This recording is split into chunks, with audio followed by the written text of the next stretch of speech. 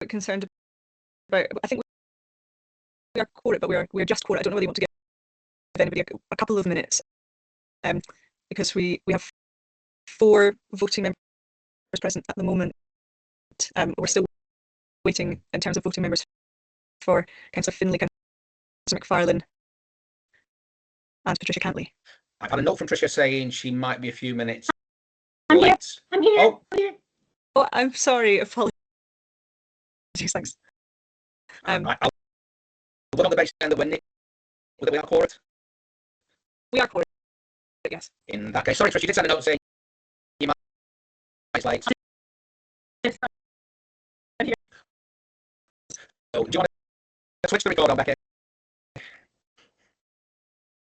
Sorry, thank you, Andrew. Okay, so welcome everyone to today's meeting of the East Lothian Integration Joint Board. I'll hand on to Becky to do some of the procedural notes for us first. Thank you. This meeting is being recorded and will be made available as a webcast in order to allow the public access to the democratic process in East Lothian. East Lothian Council and NHS Lothian are data controllers under the Data Protection Act 2018. Data collected as part of the recording will be retained in accordance with the Council and Health Board's policies on record retention. The webcast of this meeting will be publicly available on the website for up to 5 years. We have apologies today from Councillor Allen and also from Claire McIntosh. I'll now take a roll call of committee members. Andrew Cogan. I'm present. Jonathan Blaseby. Hello, yes, I'm here. Patricia Cantley. Here, thank you. Elizabeth Gordon. Yes. Councillor Akhtar. I'm present. Councillor Findlay. I don't think Councillor Findlay is with us. Oh, Councillor Findlay, I can see, is just joining. Councillor McFarlane. Councillor McFarlane, are you here? Yes, I can see that Councillor McFarlane is. Thank There's you. something And I can wrong with my computer. And I can see that Councillor Finlay has now joined us. Maureen Allen. Present. David Binney. Present. David Bradley. Don't think David Bradley's with us. Lindsay Byrne. Present. Thank you. Sarah Gosner. Present. John Hardman. I don't think John Hardman has been able to join us. David Hood. David's on leave, and I think John's on leave, Sarah, as well, isn't he? Yeah, John's on leave. Thank you. Kalonde Casangeli. Liam Kerr. Claire MacDonald. Mike Porteous. I'm here. Thank you. And Fiona Wilson. Present. Thank you. Are there any declarations of interest? Becky, I'm here as well. Sorry, I came in late. Sorry, Jeremy. thank you. Thanks, Councillor Finlay. Can I check for any declarations of interest, please? And there don't appear to be any. Chair, are you happy to move to the first item? I am indeed. Thank you. So the first item are the minutes for approval from the meeting of the East Lothian IJB on the 18th of December 2025.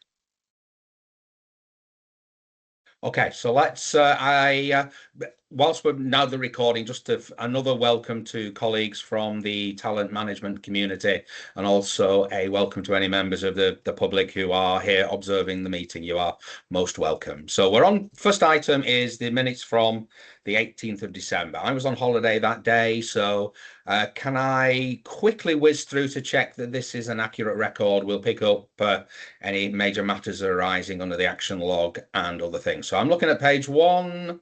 Please shout out if you have any issues to raise. Page 2. Page 3. Page 4.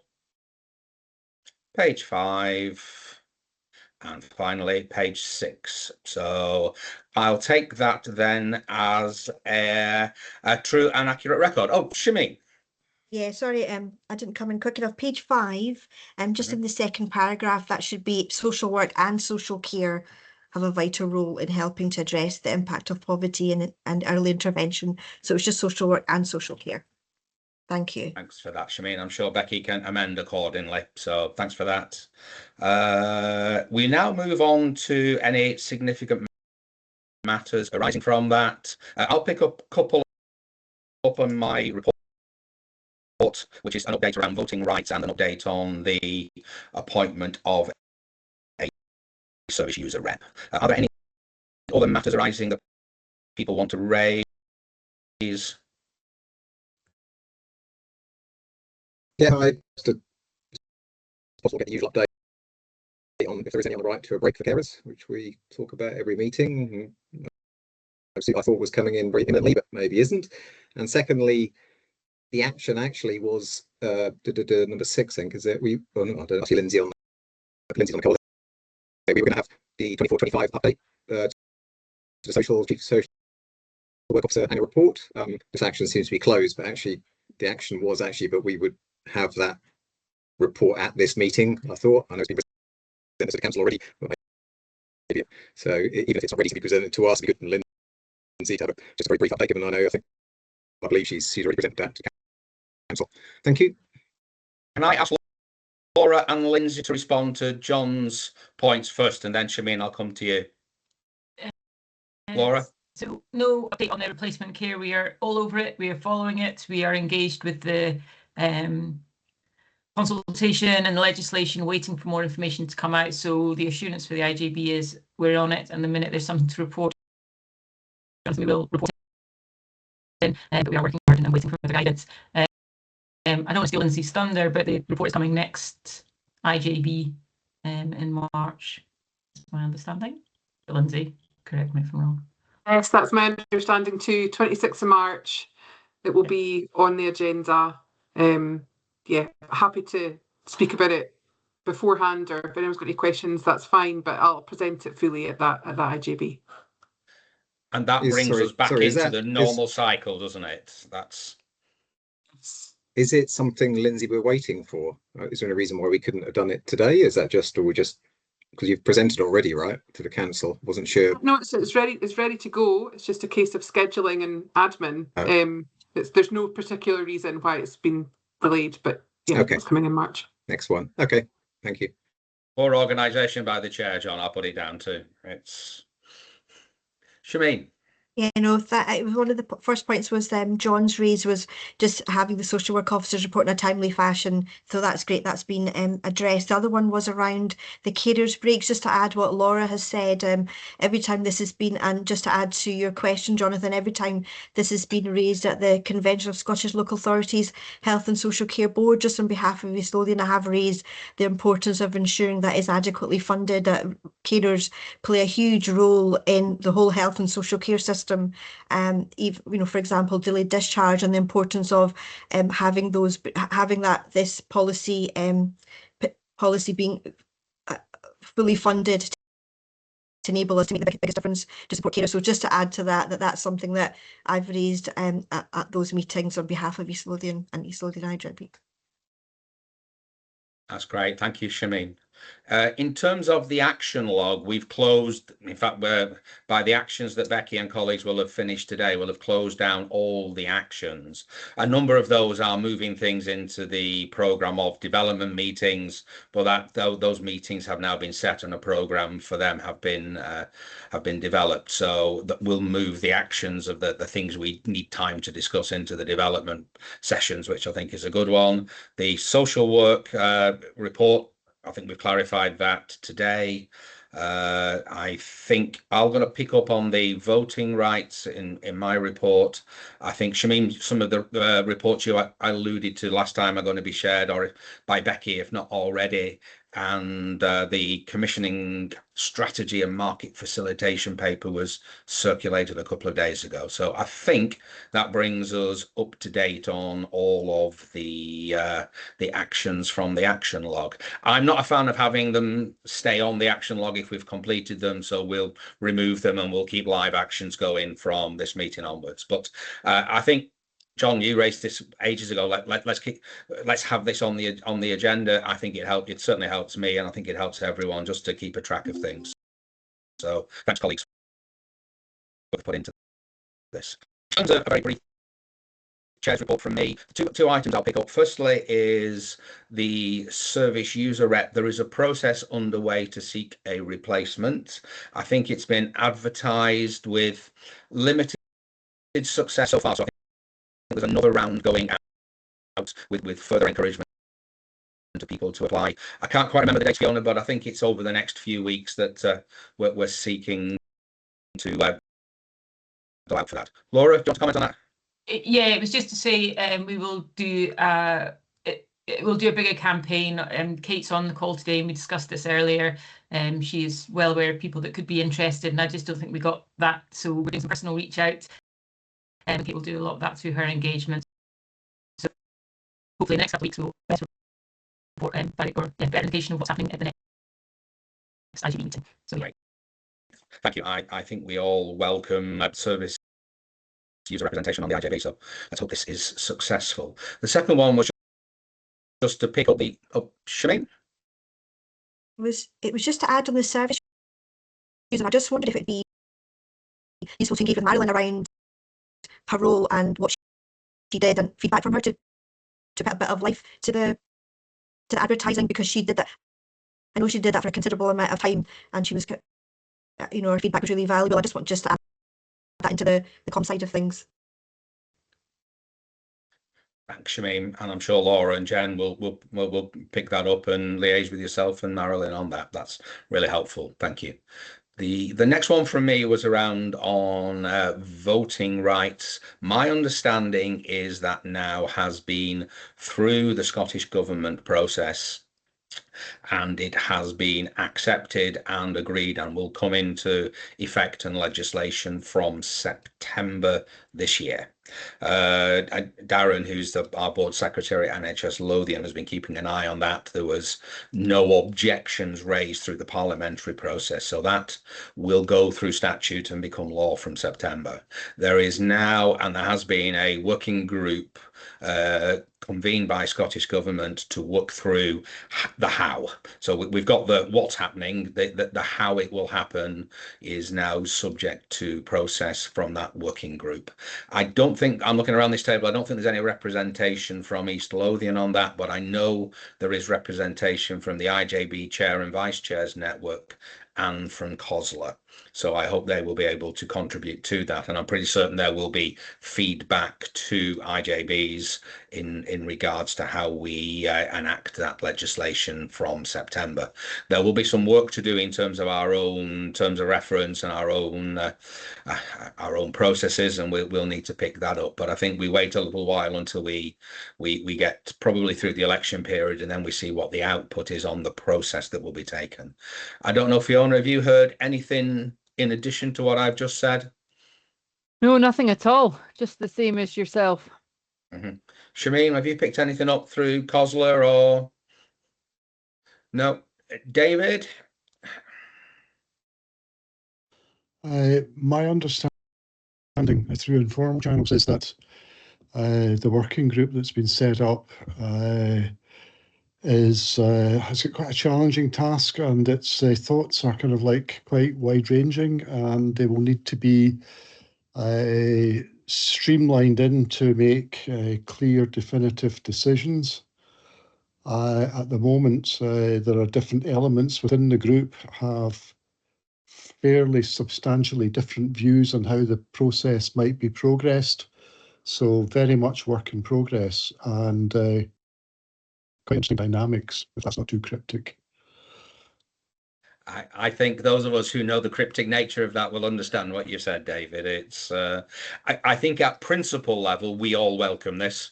It's about it's now how we do it, and how we do it for the best interests of everyone involved, and there is a period to go on that. So let's keep close on that as we go over the next few months to make sure that we're picking up any intelligence and we can feed that back in to our own processes. I have no other issues. I've not been to any IJB Chair and Vice Chair Network meetings or anything else, so that finishes my Chair's report.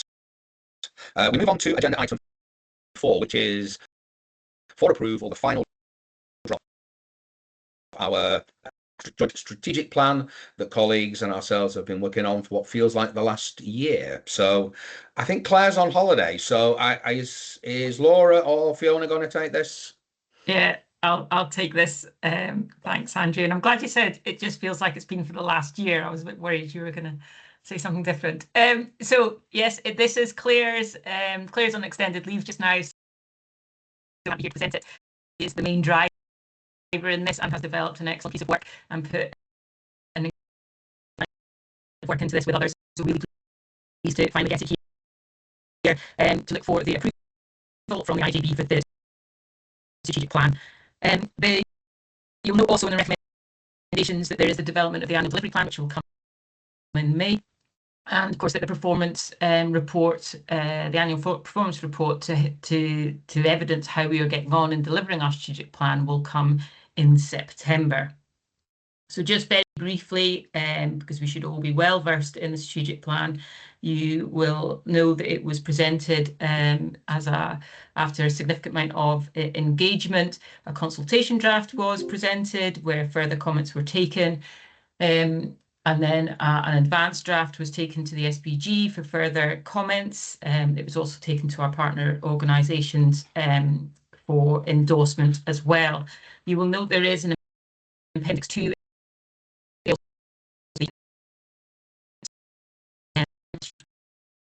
and was published via further engagement, and details of all the engagement that went on and the outcomes of that will be provided.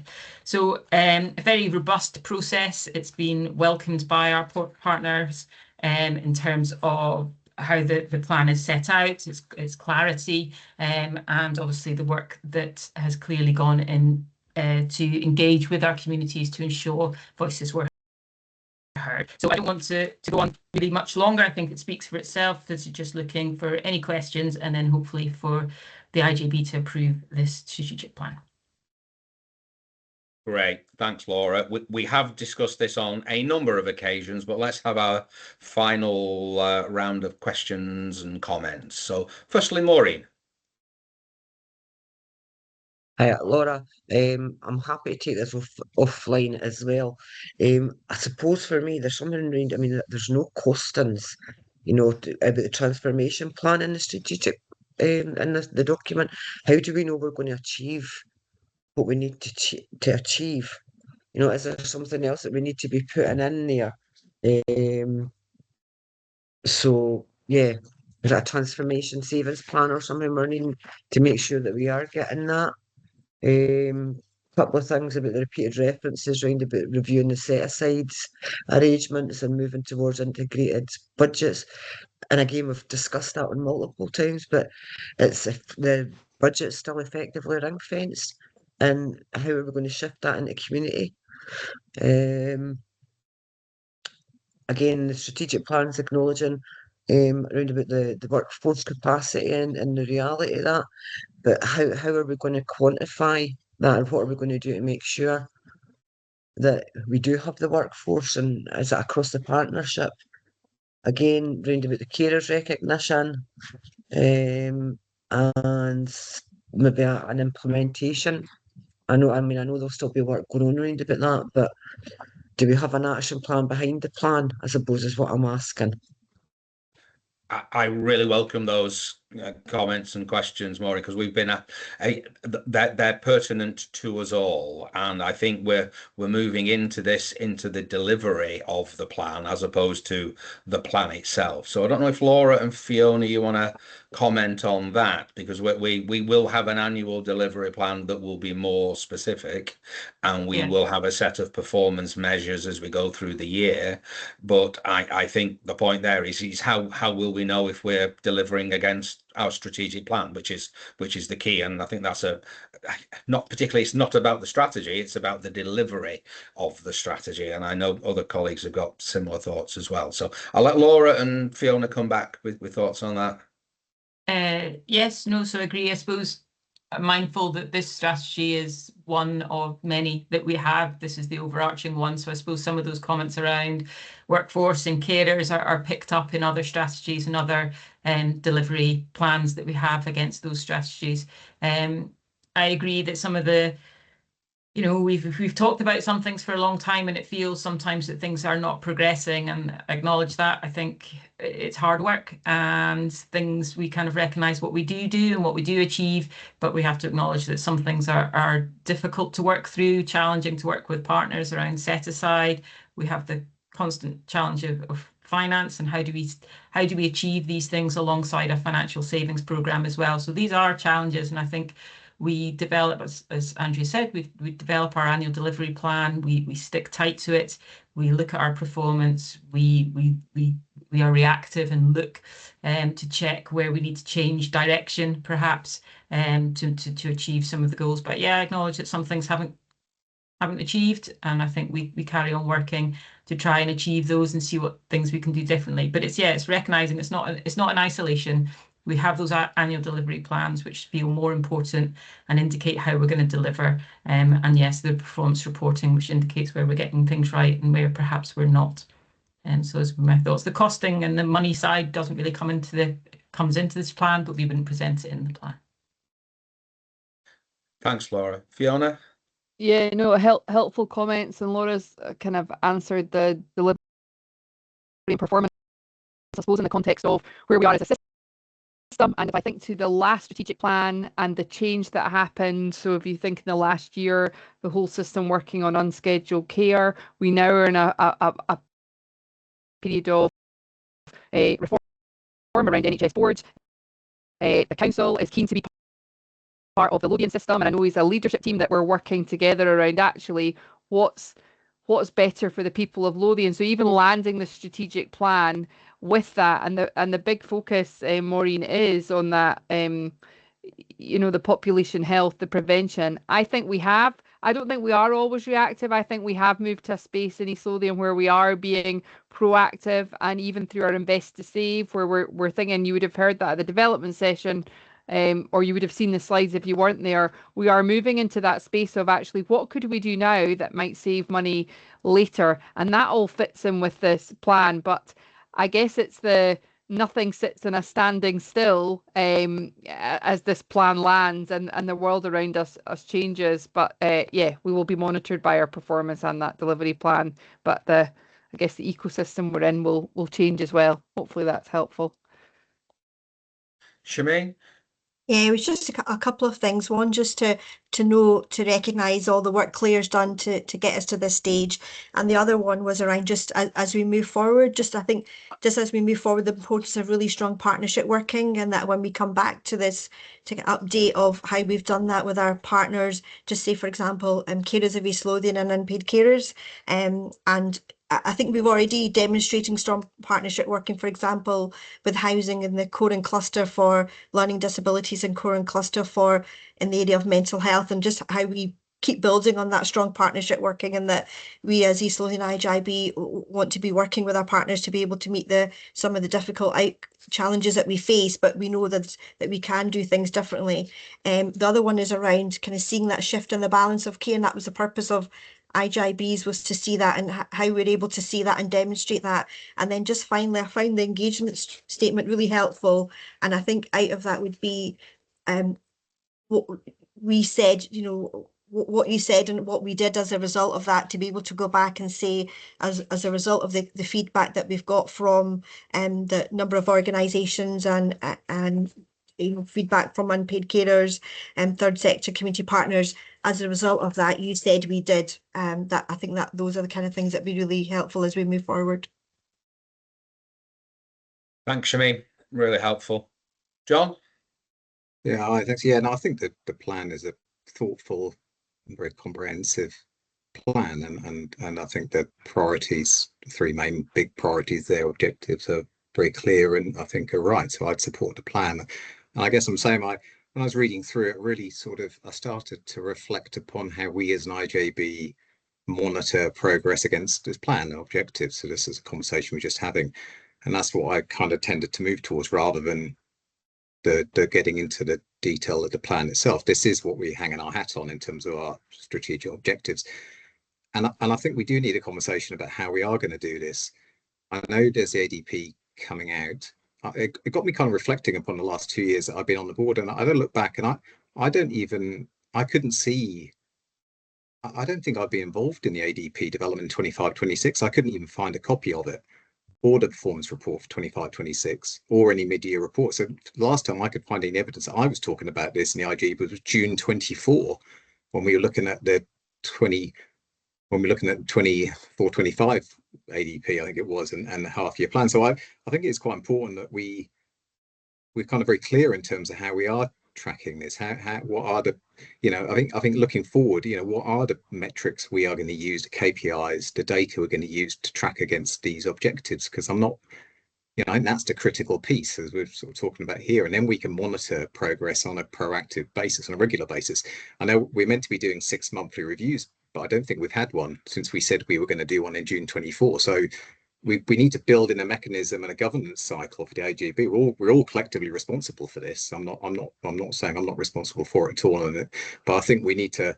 If this was done by the strategic planning group, for example, which I see in one of the documents is saying that's the purview of the SPG doing the ADP and reviews, then maybe I need to pay more attention to the minutes of those meetings, understand more. But I still think some of those conversations about the ADP and performance and how we're doing, and if we're on track, are we off track?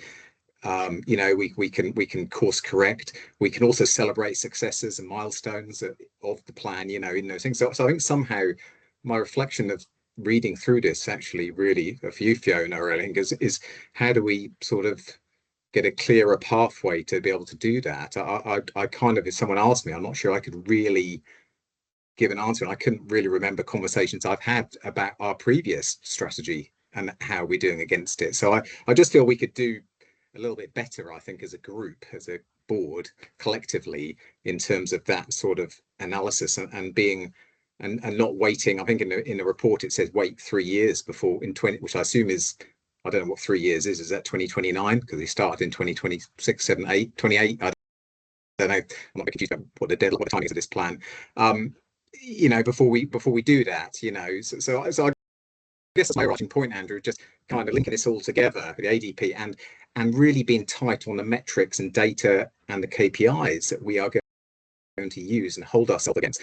Because the ADP generally just talks about activities. It doesn't, and even the performance framework I looked at 2 years ago sort of was quite vague, and it didn't allow me to really objectively assess how are we doing again what we said we were going to do for the plan. So that's kind of conversation I'd like. Maybe it's not for today. Maybe we need a separate session going into that and understanding that as a board. But that's what I'd see as quite valuable from this process. But generally, I think the plan is excellent and really clear. But that's the bit I'd like to focus on now. Thanks, Jonathan. What I don't propose is that we go back through the minutes of every meeting we've had over the last few years to show where things were. I think if a member is not recalling that, it's important that then we as a group use the next period to make sure that we are doing what we say we're going to be doing around the annual delivery plan and metrics and performance. So I think this is very much about the future, and I think the first year's delivery plan, and I've seen comments in the feeds and observing theories that we feed that into the development of the plan and how we're going to monitor it. And I would agree with you, John. I don't think reviewing things in 3 years is the right thing, and I don't think that is actually the proposal in terms of annual metrics. But we need to own that plan, and we need to be slightly more visible than maybe it is, particularly to voting members. So I think this is really positive, and this is about how we know that we're being successful in the delivery of our strategy. That is a positive thing to do. So I'll bring Laura in first, and then Shimi. I'm nearly going to hand that Andrew, because I thought he just said it. I was going to say, yeah, no, I think that there is performance reporting there, but it's not doing the job it needs to do for the members of the board. I also think we probably, within the IJB structured business meetings, we don't have the opportunity to look at our performance in a way that would indicate, yes, we're reassured that we are succeeding, or we're doing the right things. Yeah, I think there is something there. I'm always reflective a bit, Jonathan, about, so you're not a member of the SPG. I think that's a shame, because I think there's a lot of discussion that happens rightly at the strategic planning group that I subconsciously think comes to the IJB through some metamorphosis reading our minds, but it doesn't. So that discussion that you're talking about, and that kind of, is this the right strategic direction for the IJB? How is this working? Why is these beds not working? Why is this not happening in the community?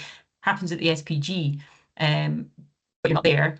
But how do we therefore make it better? I think some of it may well be about our development sessions, and maybe it's we have a focus on performance. Sorry, Andrew, I feel like I'm repeating you. It's maybe that we have performance meetings for exactly what you've just said.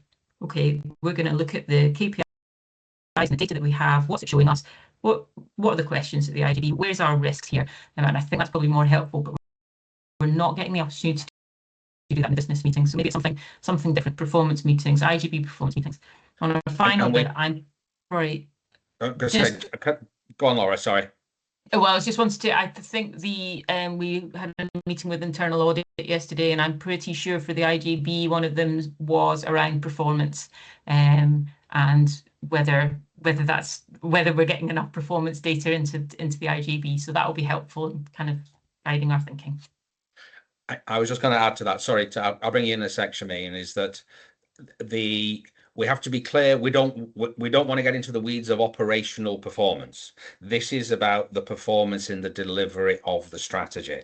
So I'm going to ask yourselves and Fiona, what will those data items be? I don't want that. We don't want to start doing your job. The day-to-day running of the HSCP is an officer's responsibility. The measuring of the success or otherwise of the strategy is we're a strategic planning group, strategic planning body. That's our role. So I think you need to think through what those metrics would be, because the last thing that we need is to start replicating your day-to-day operational performance. And we use the word performance very to mean a multitude of things. So I'll leave you and Fiona to reflect upon that. So Shameen.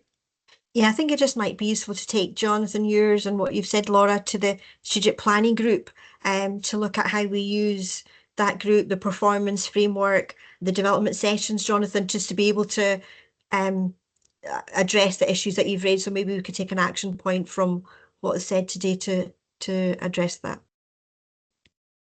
I also think it needs to come back to the full IJB as well. I mean, I know you're not saying it wouldn't do that, but there's another function there to discuss this. I'm going to wheel this back because we've gone immediately into delivery and performance and effectiveness rather than the strategy. So I'm going to wheel this back and essentially say what Shameen said a few minutes ago. Thanks to Claire and the team and all officers and all people who have been involved within this, and to the people who've responded to the consultation and to ourselves. I think we have a very, very good strategy, and I think the written output from that is very, very good, and I think we should recognise that. So let's do the official bit there. Are we content to approve this final version of our strategic plan? I see plenty of thumbs up and nods, so thank you. I think, and we that's a really positive place to be. And we note that conversation we just had and the development of our annual delivery plan is a formal agenda item at May's IJB, but I think there's some work to do between now and then in terms of scoping that and making sure that that conversation and any conversations at the strategic planning group feed into that. So thank you.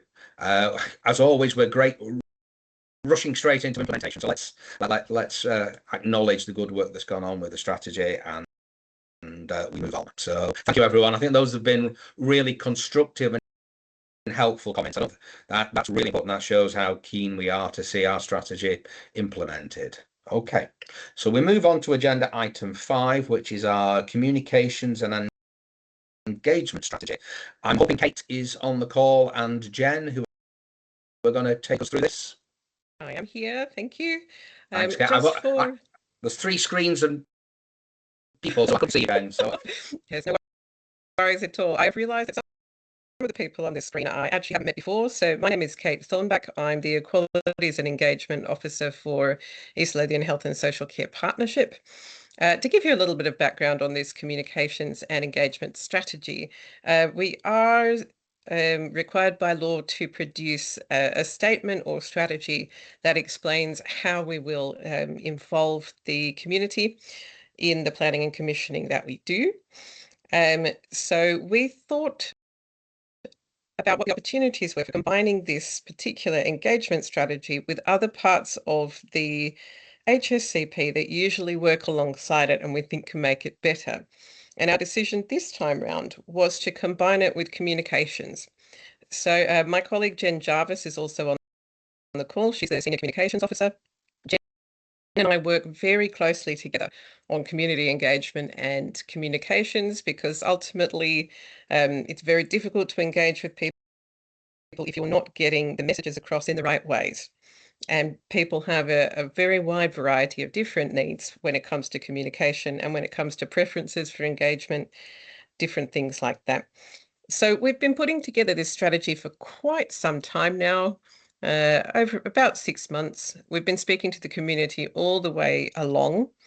And what we've come up with is a strategy that shows how we're going to communicate with people, how we're going to engage with people, the values that are going to sit behind that, what we're really going to commit to do in the future. And a lot of that has to do with things like co-producing things with the community, with simplifying communication as much as we possibly can to make it as accessible as possible for everybody. It's also looking at making sure that we are taking a trauma-informed approach. Something I hear a lot from the community is that in practice, when they're trying to find information about health and social care services, they're in an element of distress because they're looking for something either for themselves or for somebody else, and they're really agitated about that. And it does seem to affect how people receive information. So what we're really trying to do is make sure that we're thinking about that first and foremost when we're putting together information, that we are taking into account the fact that while some people would love a digital solution, we don't want to be creating any digital exclusion in anything that we put together. We need to make sure there's different options for different people to suit everyone's needs. So we have our document there. We've set it up in such a way that a lot of the pages could be used for anything that you need to use them for as standalone posters. So if you're doing an engagement activity, you can use it in that way to make it more digestible, to make it easier for people to take in. What we're asking from you today is to approve this for going ahead.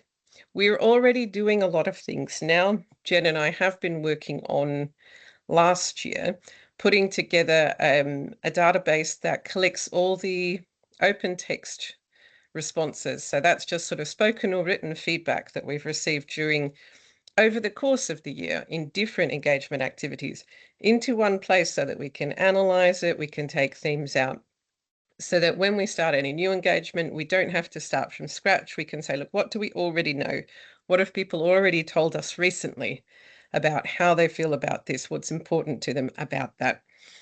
So we do have a very good system now that we can draw from. That is up and running, and it is there for all of you to use in any of your activities. So if there's something where you would like to hear more about what we know about public opinion, about this or that, do get in contact and I will be able to draw out of that database something quite concise and quite easy to give you an understanding about where people are on that particular issue. So we are hoping that you will feel comfortable to approve our strategy. We are here to answer any more questions on it if anyone's got any. We did have an integrated impact assessment on this on the 8th of January. There were 32 suggestions that came out of that for just different things that we could add to make it even better. We managed to integrate 30 of them into this final one, and the remaining 2 were things that could be done in other work streams.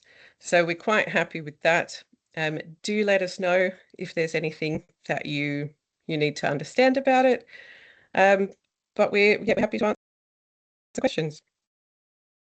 On that basis, let's open it up to questions, comments, observations, thoughts. Elizabeth first. Thanks. Thanks, Kate. I'm really supportive of this. I think it's really important piece of work, making meaningful commitments, which I really think is what we should be doing, and that's excellent. The question really relates to the constrained financial circumstances that we're all operating in at the moment. And in terms of like references to meeting groups where it works for them and small group focus groups, interviews, things like that, I appreciate that a lot of this are things that we're already doing and have started doing already. But is there additional cost to this, and do we have the budget for that? So that was my first question. My second question would be a bit daft, but it was just in terms of ownership of this strategy. The document, the papers meeting referred to it being an IJB document, and the IJB having legal obligation, but the front page is branded with HSCP. And I'm just wondering, is it who owns it? Just in terms of that. And the final point was very minor thing. I just wondered if I could take just send you an email about a couple of typos I think spotted, so I didn't want to waste time with that, but is it okay if I just email you about that? Thanks. Yeah, I'd love you to email me some typos. That would be brilliant. Thank you very much. In terms of the question about resourcing, it generally takes roughly the same resourcing, because the way that we've handled it in the past and other places have handled it in the past is that they might have set up an invitation for people to come to a particular place at a particular time to offer their views. The problem is with that, it's that it's passing a lot of that burden, the financial burden, to the community to pay the costs of travel, to pay all of these sorts of things. If we go where people are already going, and that in practice often means me, it often means Jen, it often means the officers that work on different planning and commissioning, turning up at groups that already exist for service users. It's actually no more expensive, but the benefits to the service user is enormous, because what we find is that in practice, it matters who's asking the question. It matters that people feel comfortable in the space as well. That's also to reduce stigma. Some people feel very uncomfortable in different spaces that we would often in the past have organised engagement activities in. So it's not really more expensive. I can't see it being more complicated in that respect, but it should have a lot more benefits in terms of people feeling openly able to share. So that's does that answer your first question? Yes, thank you. That's great. Yes. So your second question, who owns it?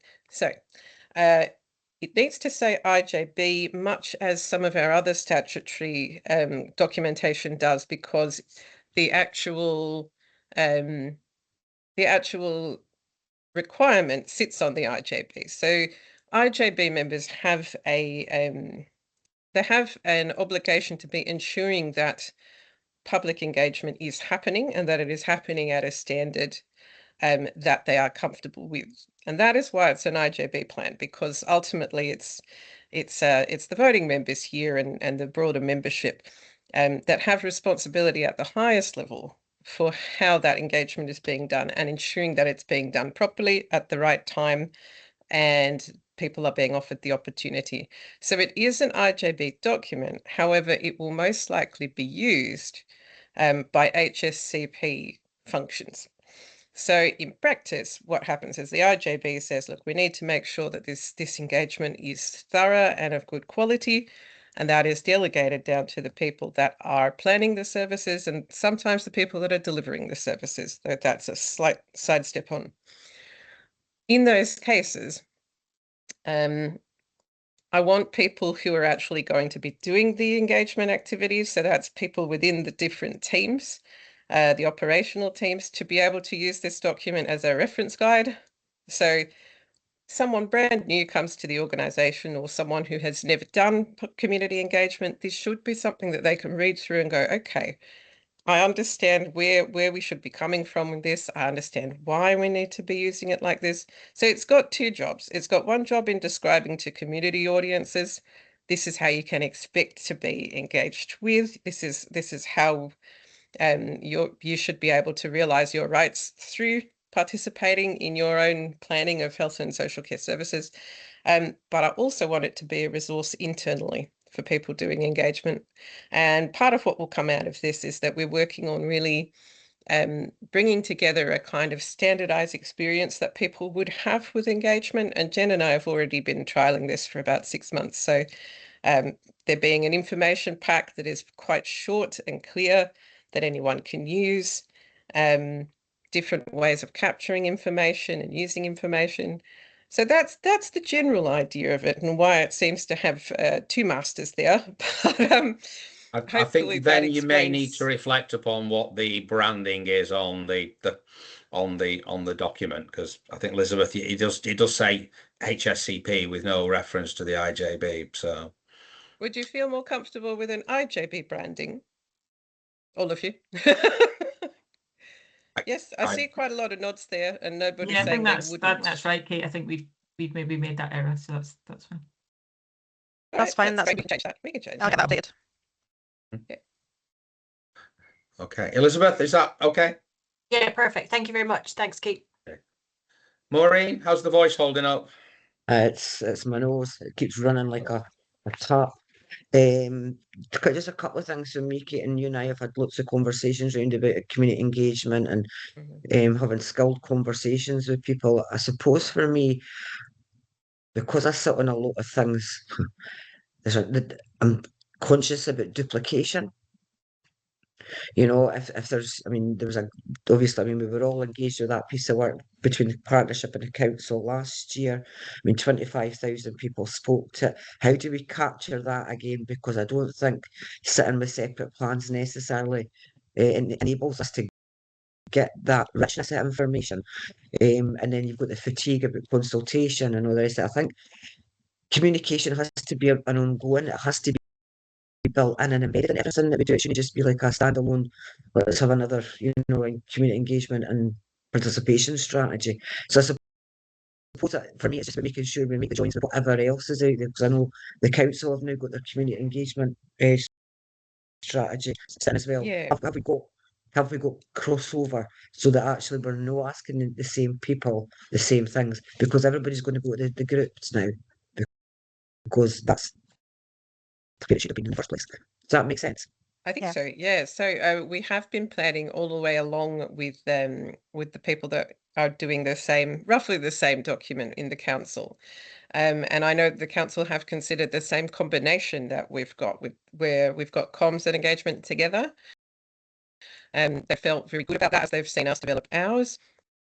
We're slightly ahead of the council at the moment, but we have been talking to their lead, which is Lizzie Higginson, really for almost a year now, on what we're doing. They're very much across how we're approaching it, and we're trying to make sure we don't name very similar processes, either exactly the same thing if they're different, or different things if they're the same. So we are putting a lot of effort into making sure that from the community perspective, it doesn't actually matter who you're communicating with. It should make clear sense, and we're aligning it as much as we possibly can. There will be the odd thing that will have to be different because we work in slightly different spheres, but we are making a lot of effort to bring it together. Thanks, Kate. I think just round about the commonality of language as well. You know, if you're going to talking about health, there's still health in the community, but it's slightly. So again, I suppose it's the language, and I know that you're working really hard around about how we frame things. So thank you. No worries. I'm going to take 2 more comments and then we will need to move on. John first, and then David.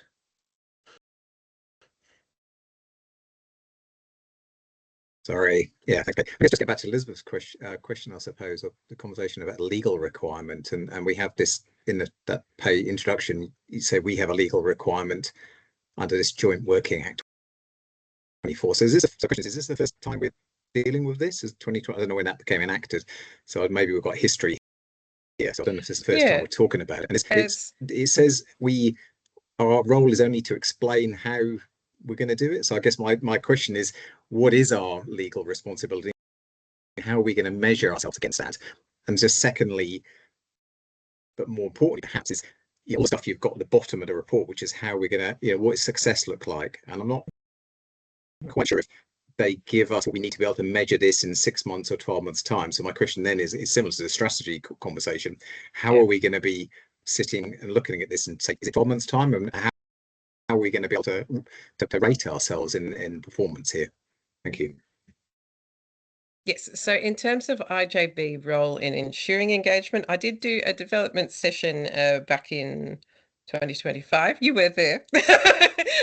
So I'm quite happy to run that again if people want a refresher on it as well. It's absolutely fair. The amount of obligations that are on IJBs is huge, and so the role of IJB in engagement is ensuring that every time a paper comes to all of you, that you have asked questions to that feel the correct level, that you feel confident that the community was asked, and that those opinions and priorities were integrated into the pieces of work that you see.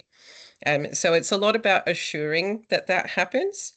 So it's about jumping in at the right time to make sure that's happened. It's about things like ensuring that the integrated impact assessments have taken place, and that those voices in those assessments have been a variety of community voices.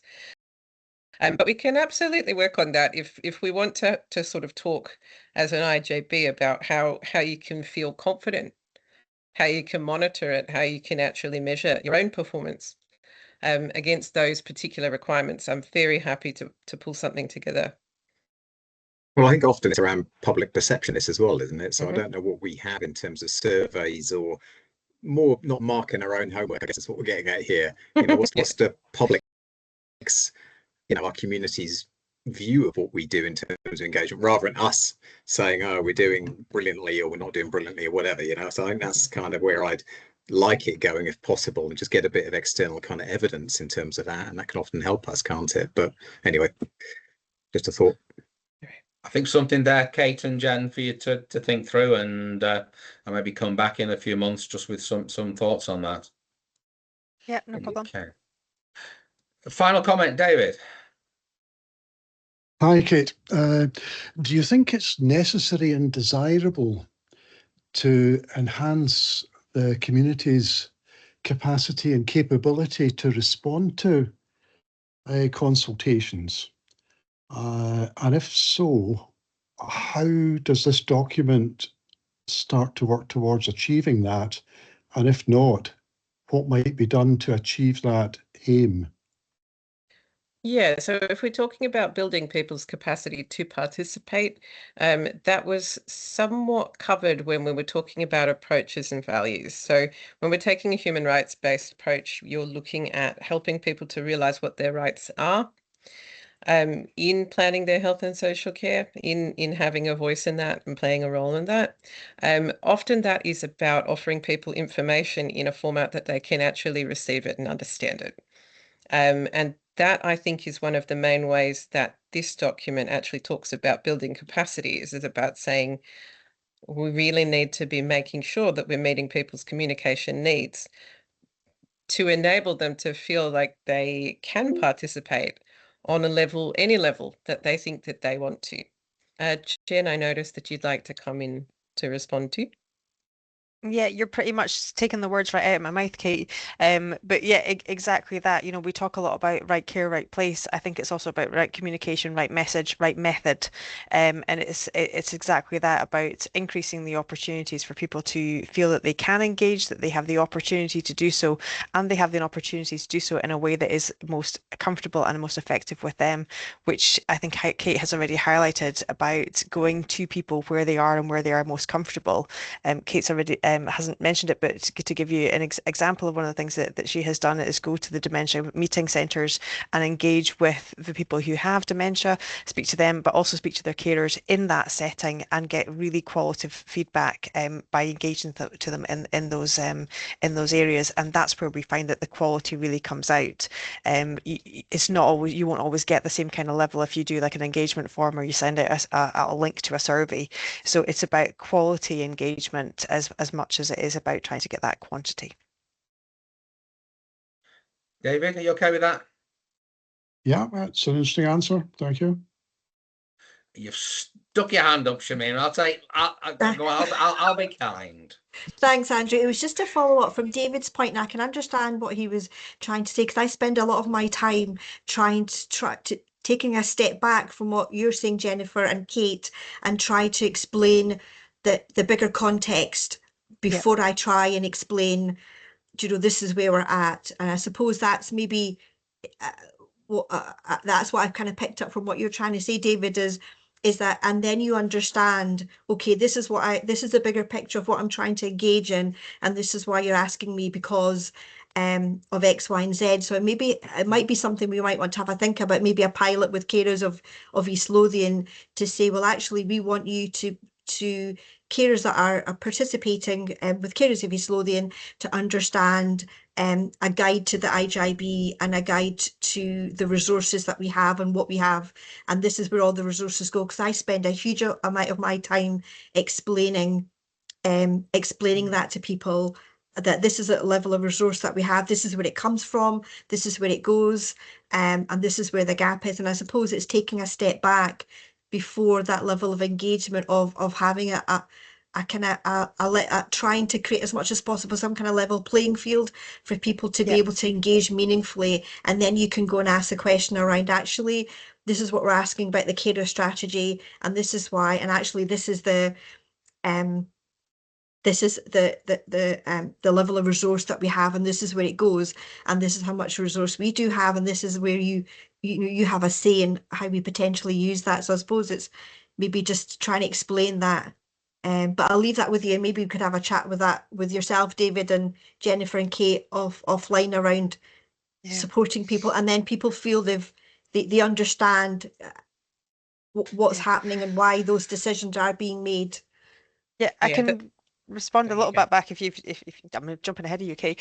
But yeah, as one of the things that kind of Kate made reference to earlier on is that engagement pack that we've been putting together. So when we have got that specific topic area that we want to discuss with someone, we make sure that there is that background document information that's a one slide, kind of no more than 2 sheets of A4 that gives you that background perspective in the first place.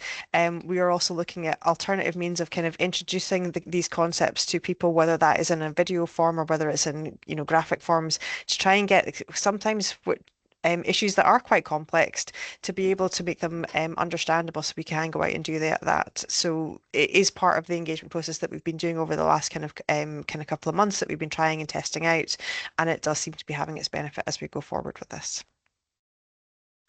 Very final comment from Kate, and then we do need to move on. Yes, and absolutely, and I think a lot of us already do work face to face with the community a lot, and you realise at that point that that you have to understand that people will talk about whatever they want to talk about, as well as what you'd like to talk about, and they will ask you about systems, and they will ask you about how things work. So you have to actually be prepared for it, and that's what we want to help people to feel prepared to do, is that anyone across the Health and Social Care Partnership that is engaging with the community is kind of ready for the fact you can't just ask people questions that you want to know the answer to without understanding that questions will come in return. If it's a two-way conversation, that you have to be ready for that, and you have to be ready to explain things that we already know as part of our day jobs, but people can't be expected to know all of it. So there will be extra questions, there will be needing context, and that's kind of what those sort of shorter engagement packs are for. We can send you some if you'd like. I mean, we've got a bunch of them, but they're really supposed to be a quick read that gets you up to speed, that means that you could participate the same way as someone who was really quite experienced in a topic. Okay, we've had a really good conversation. I will draw it to a close. Thanks, everyone. We have 3 recommendations. I think we've fulfilled 2.1 and 2.2, which is to read, reflect, and consider the communication engagement. So therefore, I'm going to invite us to approve the strategy for implementation. I am seeing thumbs up, and I'm seeing nods of heads, so we duly approve it. So thank you, Kate and Jen. And the conversation doesn't stop because we've approved a strategy today. We have lots more to do on that. Okay, thank you. We move on to agenda item 6, which is the IJB Records Management Plan Biannual Progress Update Review. So the highlight of the meeting. So I think it's Laura who's taking us through this one. I know, an act to follow. So this will be quick. It is just a noting paper. So in some ways, I'm kind of always flexible if we could have just sent this around for noting. But it is just the standard statutory requirement to ensure that the IJB are up to date with their records management, and it goes through a process, and we are assessed and audited on that. And we obviously follow East Lothian Council's record management plan. So some of the actions are held by East Lothian Council, as you'll see as you look through the report. But I'm comfortable that we are doing well, doing fine with the records management plan. So happy to take any questions, but it's pretty self-explanatory, and the report and the review is all published, so we are up to date. Thank you, Laura. I didn't mean to diminish the importance of this. I apologise. Oh yeah, it's on camera as well. So any comments, thoughts on this? No, I think we duly note the recommendations from that. So thank you for that. We move on to agenda item 7, Mike. Q3 financial update and forecast year-end position for 25-26, and any other highlights. Mike. Thank you, Chair. Good afternoon, everyone.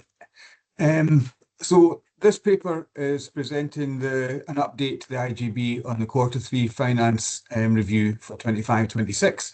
It provides a forecast for the year end, and it sets out the work that's underway for us to set a balanced budget for the 26-27 financial year. Excuse me. So the Q3 financial forecast covers the 9 months to the 31st of December, and it provides a forecast to the year end. The table at the top of page 2 sets out the financial position year to date and shows an overspend of 1.25 million against health delegated services and an underspend of 276 against council delegated services, giving us an overall year to date overspend of just under $1 million for the IJB. And the forecast indicates that we are forecasting an overspend of 1.793 million for the IJB, and that all falls within the health delegated services, with council delegated services forecasting break even at the year end. So the main drivers of the overspend in core, hosted and set aside are mentioned or highlighted in the paper, but I just wanted to expand a little bit on the prescribing position and remind everyone of some of the challenges that we have in terms of that particular pressure.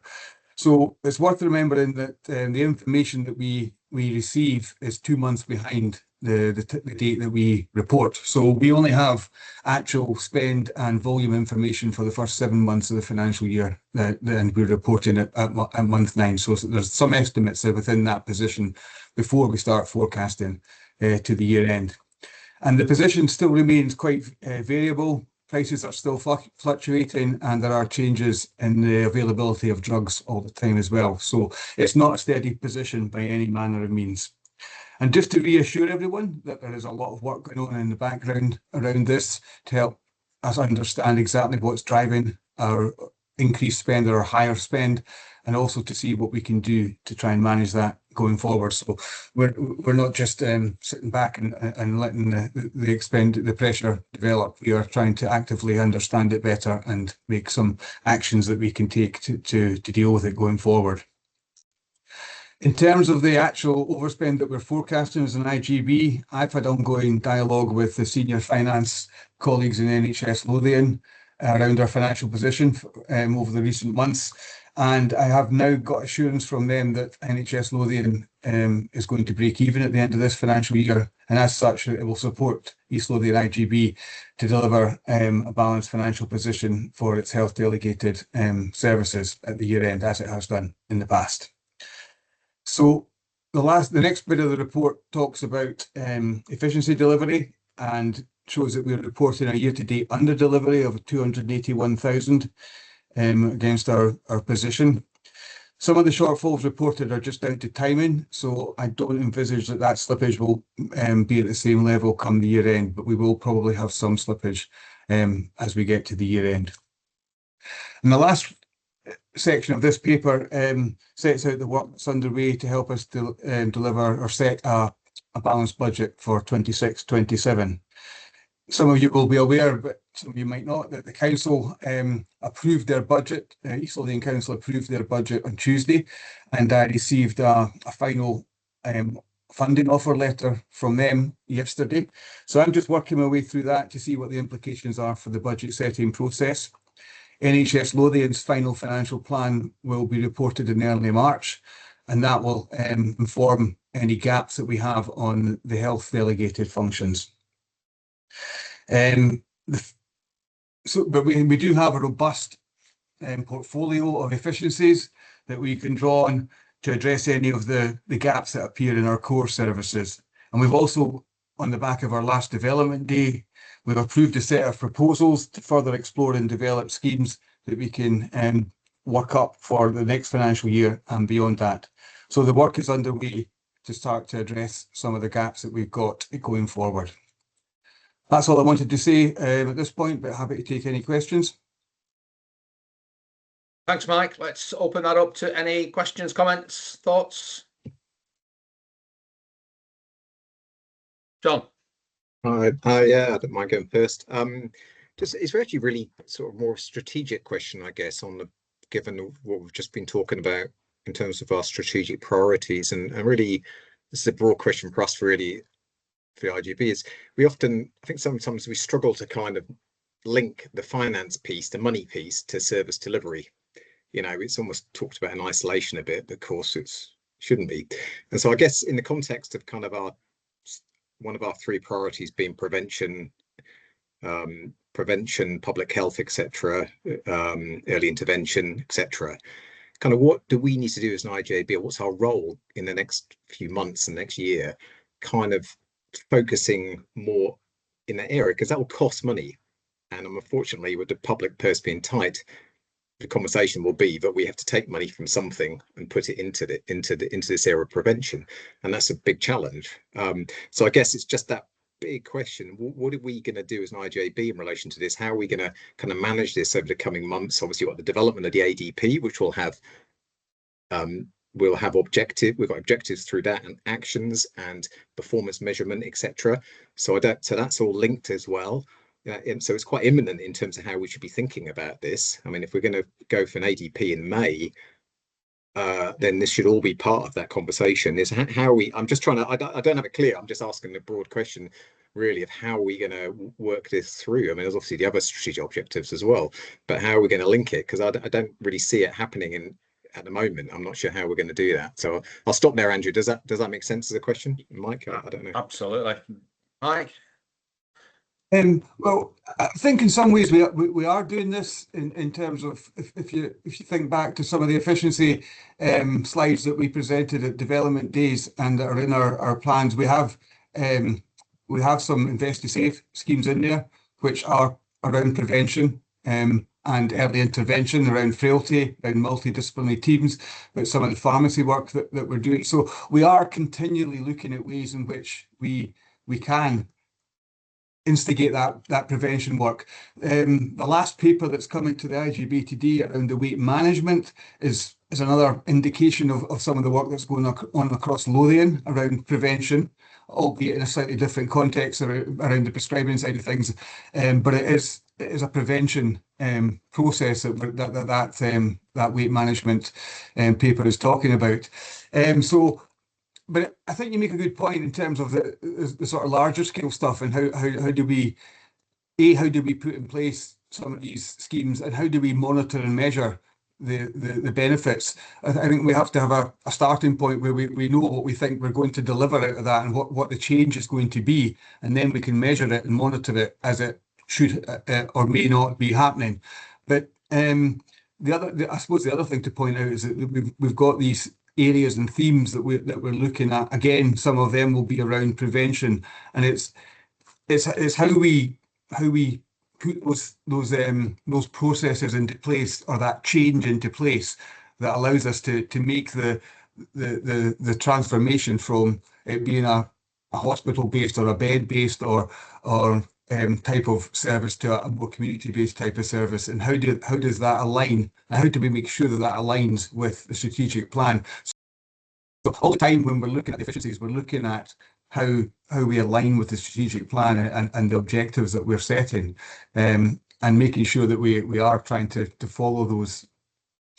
I don't know if that answers your question. I think there's probably a bit of stuff that we are doing and stuff that we could do in there. No, it's a massive question, and I don't think it's across Scotland and government. This is one of the big questions of the day. So I'm not, it's not really for today necessarily, but I do think we need to hold ourselves to account. We need to monitor. We've set this plan out. What's one of the 3 objectives? We need to be very clear on what it's going to cost us and feed that through and work it out, because it will have to come. We have to be very clear ourselves in terms of what the cost of that will be and the consequences for other service delivery, because I can't, I really do. So I don't know. I'm not looking for an answer today, and it's not actually a financing. The finance piece is almost at the end of it, at the end of that conversation to a degree. But I just got me thinking about that as you go through it. So thank you. Shireen, I'm going to ask Kalonde to come in, because there were some comments and thoughts there around prevention and public health. So Kalonde, do you want to come in? Yeah, and I think it was just following up from what Jonathan was saying, because I think is highlighted some really important points there that we need to get that balance. I appreciate we're going to have the continuing pressures in terms of dealing, the reactive aspects of dealing with what's coming at us now. And the danger is we can end up taking money away from preventive interventions. But we know from the evidence that the more we invest in prevention and public health, the return of investment that we get over time is significant. So I think we just need to keep that balance. I'm not suggesting by all means that we put all the money into prevention, but we need to get that balance so that we're not putting a big part of our resource only into the immediate.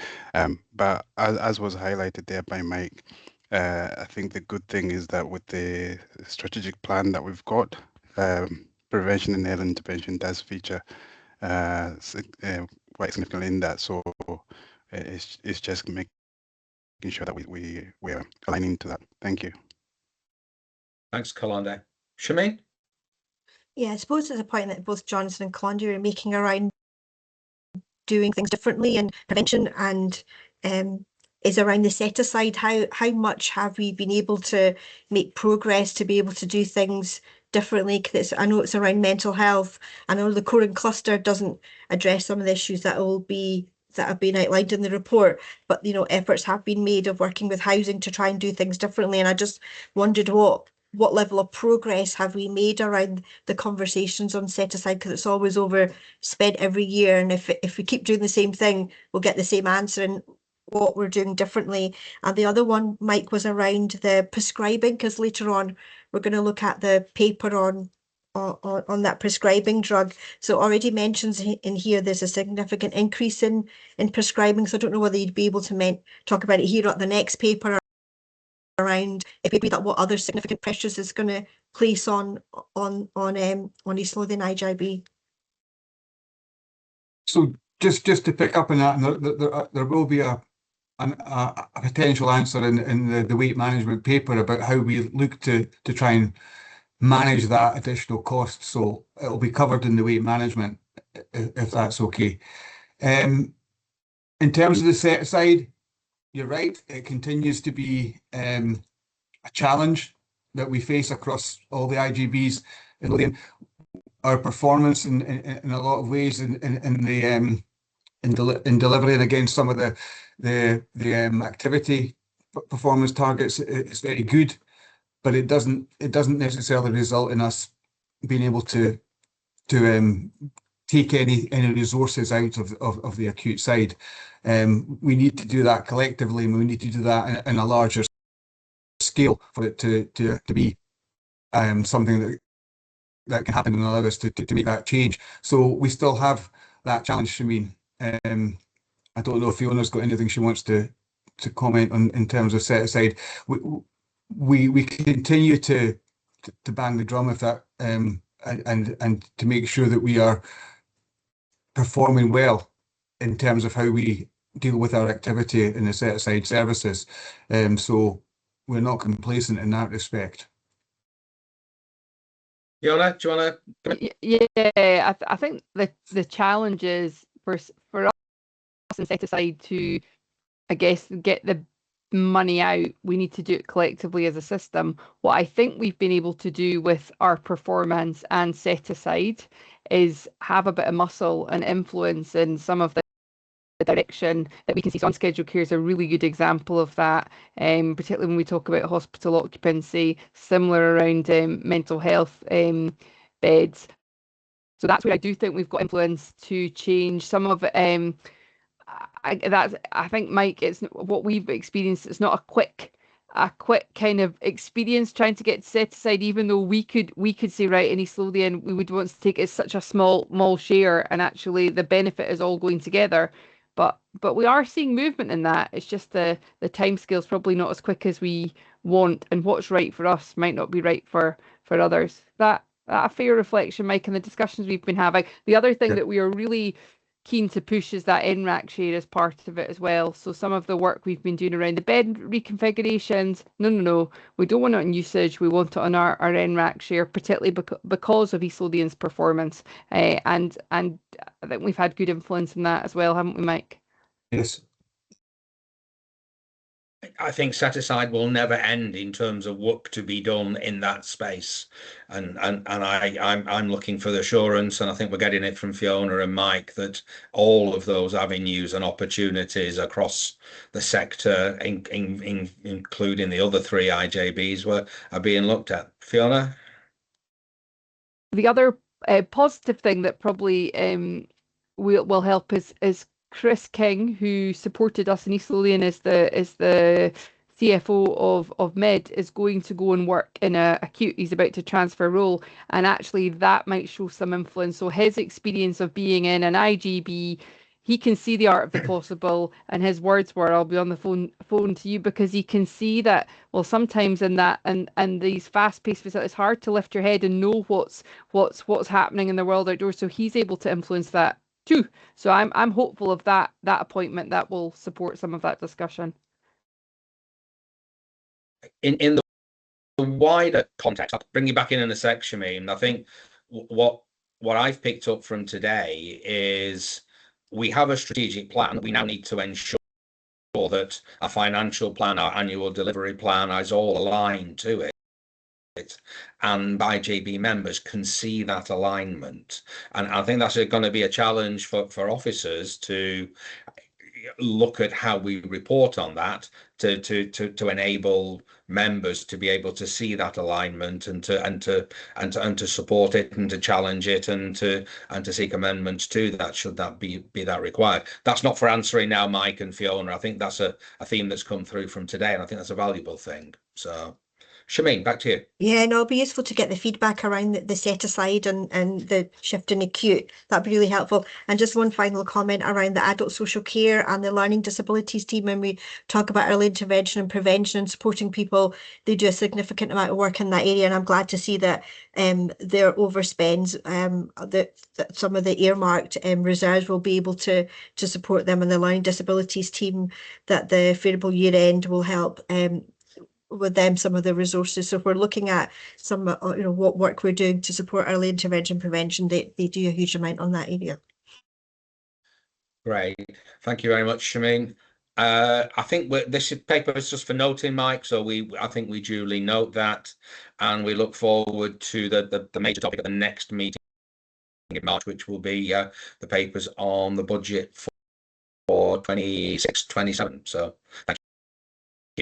I know we've got the letter and we've got the latest position, so I think you're fairly optimistic that we'll be in a position to set a balanced budget for next year, but let's save that for the next meeting. Okay, thank you. I think it's still with you, Mike, as we move to agenda item 8, which is the compliance report around best value.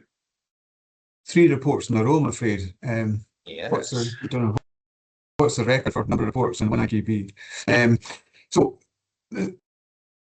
The purpose of this paper is to present the IJB's best value annual compliance report for 2024-25.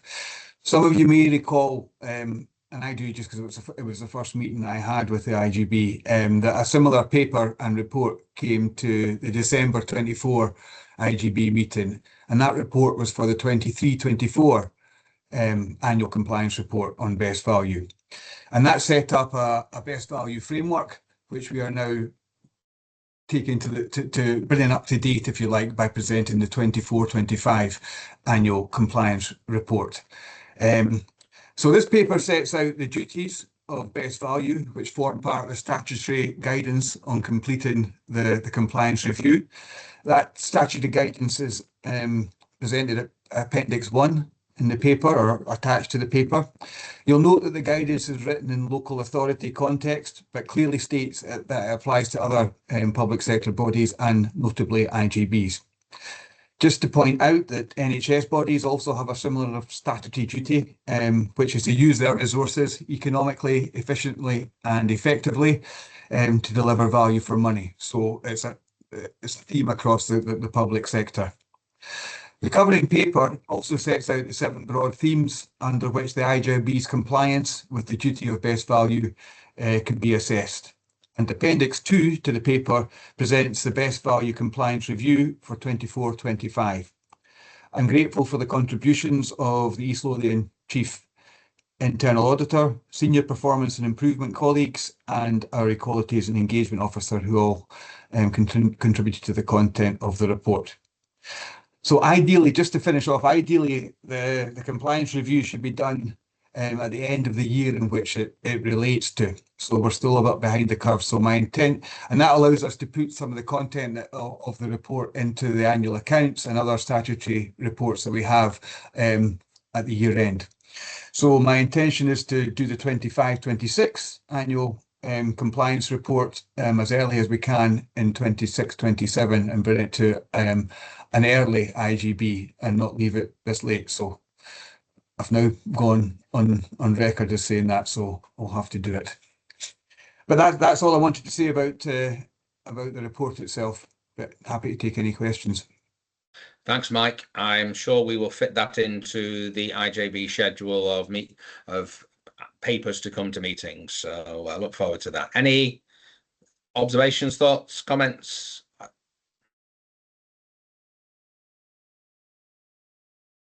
We'll take John first and then Shameen. Yeah, thanks, Mike. I guess it's really around, okay, not the compliance piece, which is, dare I say, us marking our own homework, but we say that we are compliant, and I'm not disagreeing with that, reading what you've written.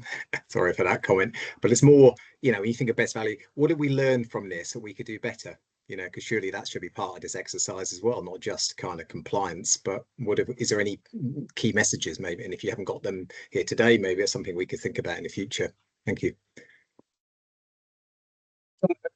So it's a good point, Jonathan. And I suppose it isn't just about showing the things that we're doing well and where we're being compliant, but it's maybe about identifying areas where we're less compliant or we could do better in being compliant. So I'll take that on board. I think that's a fair point. Duncan, do you want to comment on that? I thought I'd just come in on that one. I think, given that this one's slightly late, I think when we get to the point of getting it on track again for when it should be being produced, coming forward for New Year's, that bit about what do we need to do in the next year will start to come as part of that, whereas this one's a bit more for compliance purposes. Okay. John, you okay with that? Yeah, fine, thank you. Shameen? No, this has been really helpful. Duncan and Mike, around the partnership and collaborative working, that was really important. I just wondered, there was how much work goes into identifying work that has been done in a partnership and collaborative way, because there are some examples, like for example housing, the core and cluster, with disabilities and mental health. That's a really big piece of collaborative work. So just to make sure that we're getting the recognition where that work is happening and giving those people that have worked in that way the acknowledgement and the recognition to do that. and the other one was around the local outcomes improvement plan. I'm really pleased that that's in there, and around the community planning partnerships. And I just wondered, so for next year, this will just feed back on the collaborative work that's gone on in helping the input from the IJB around that. Does that sound correct? Yeah, and the core and cluster will probably be a feature of next year's report, because that's when it kind of came into we took ownership of these units and everything. So yes, it's about a continual reflection and inclusion of what's happening and what's working well, what we're doing well, and what we should be and could be doing slightly better. Thank you. And just one final comment of working with the communities, the Community First and the Musselburgh Dementia Meeting Centres, you know, that they're really great collaborative working with local communities. And I'm just wondering how we could do a bit of positive recognition for that work that's in the report.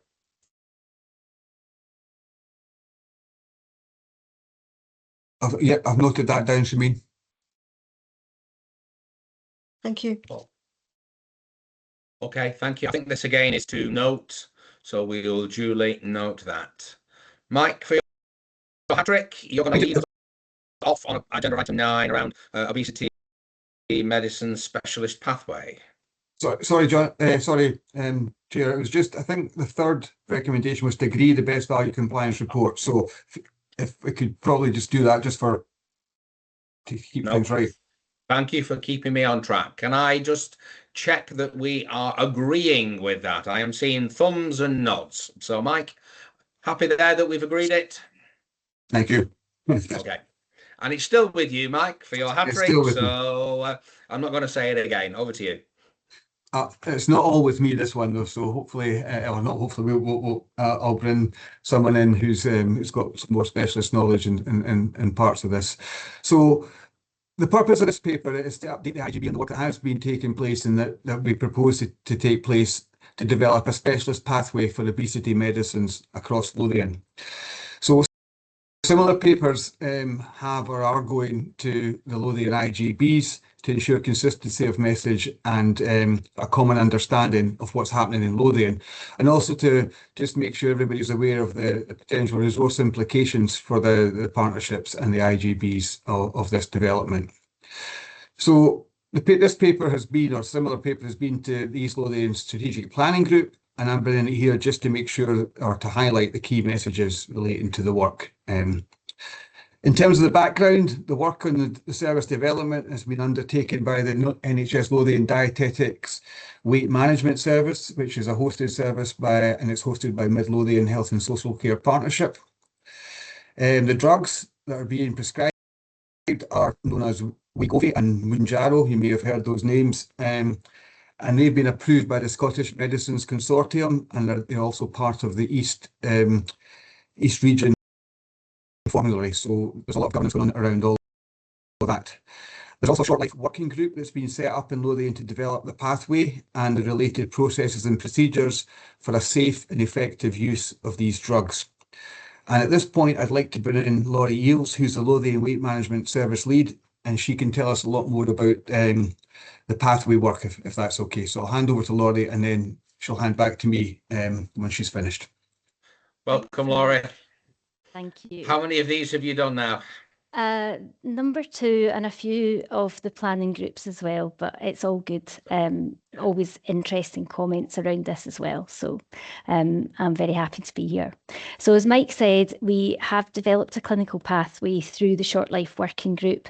That pathway group had key individuals, including patient reps on it. It was a really hard working group over the last 12 months.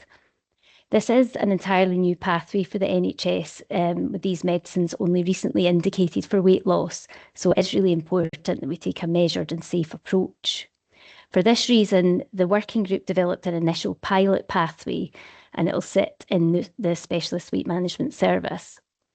It should be noted that it's not an absolute requirement for it to be in the Weight Management Service. It can be prescribed. The medicines can be prescribed anywhere with independent prescribers, so primary care, secondary care. But the emphasis to begin with will be on GRIP in a controlled specialist environment. So that's been the rationale behind that. So the ask here is for IJB to approve funding for a modest increase in the weight management service clinical team.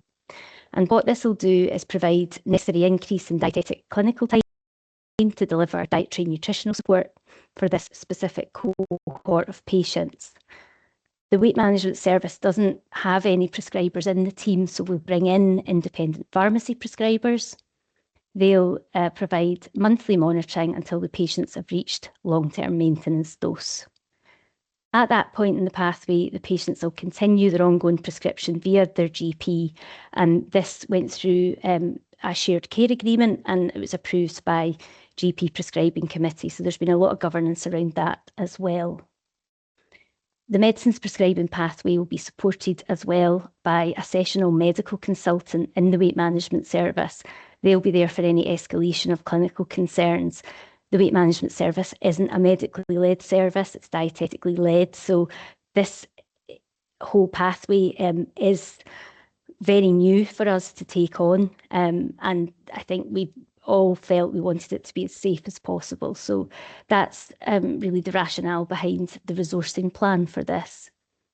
The pilot will be open initially to existing patients in the service. So I think we need to be very clear about communications and that we can't at this stage open up to any new referrals from anywhere.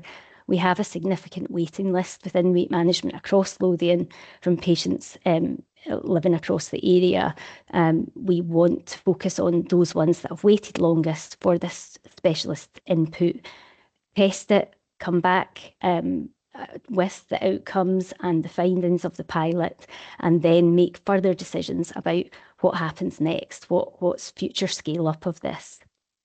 So I guess to summarise, we've got a very, very clear plan around what we want to do. Ring fence numbers, the medicines themselves are incredibly effective.